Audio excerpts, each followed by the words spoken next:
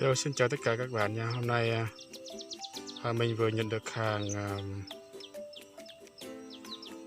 mình vừa đặt hàng trên sàn đỏ nha các bạn. Hôm nay vừa mình đặt một cái camera đây các bạn.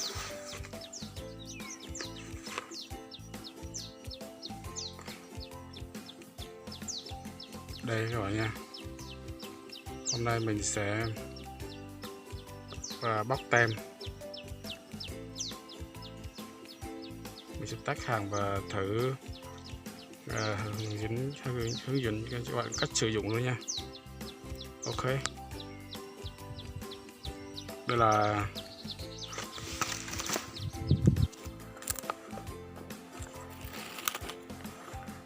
Đây là camera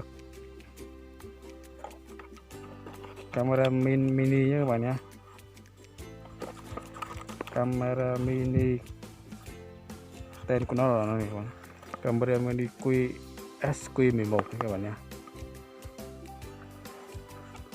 Bây giờ tớ sẽ lấy ra và hướng dẫn cách sử dụng luôn nha các bạn.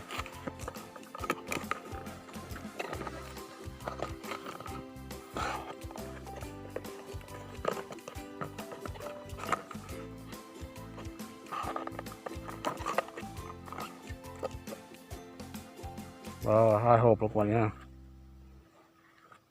hai hộp luôn.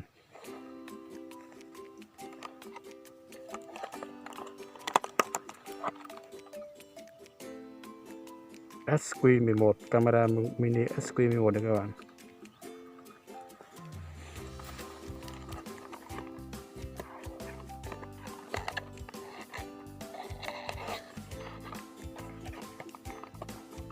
Rồi bên trong còn có hộp nhựa nữa các bạn nha.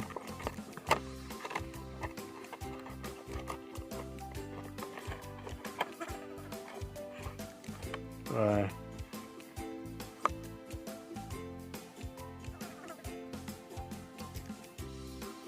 đây là các cái phụ kiện đi kèm đấy các bạn. Đây là dây sạc,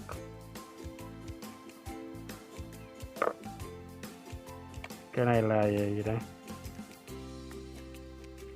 cái này là cái chân, cái đế nữa các bạn nhá. Cái này là mình muốn kẹp ở đâu là mình kẹp các bạn nhé, kẹp ở đây này. Cái mặt này các bạn nhé, đặt mặt này các bạn nhé. Đây các bạn nhé.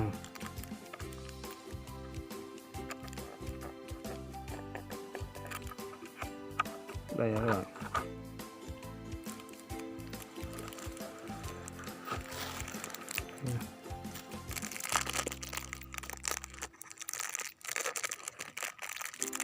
Camera mini SQ11 nha các bạn.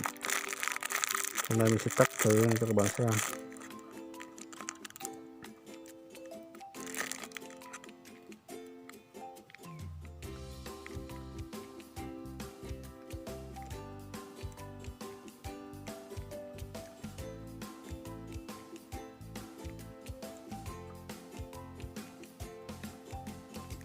Đây là USB các bạn nhé.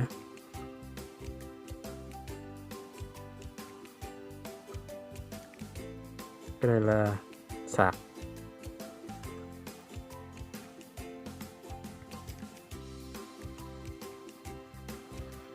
Mình sẽ làm thử cho các bạn xem nhé.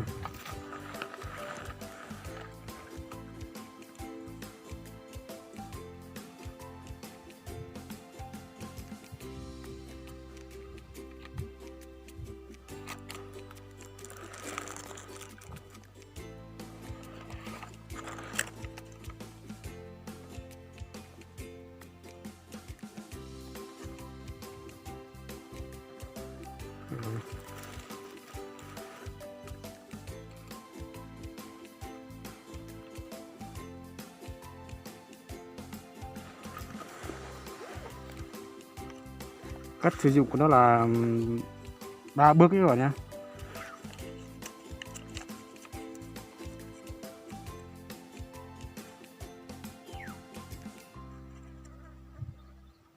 Có 4 bước. Đầu tiên là cắm thẻ nhớ nha các bạn, cắm thẻ nhớ vào cái lỗ này, đây, cắm USB vào cái này, rồi mình xoay lại, nhấn.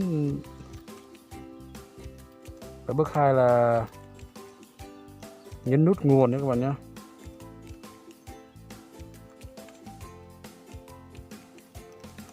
Rồi nhấn 5 giây, chờ cái đèn nó sáng ở dưới 5 giây nhé các bạn nhé, nó sáng. Và bấm nút nguồn một lần để bắt đầu quay. Bước 3 là bấm nút nguồn một lần nữa là đã bắt đầu quay nhé các bạn.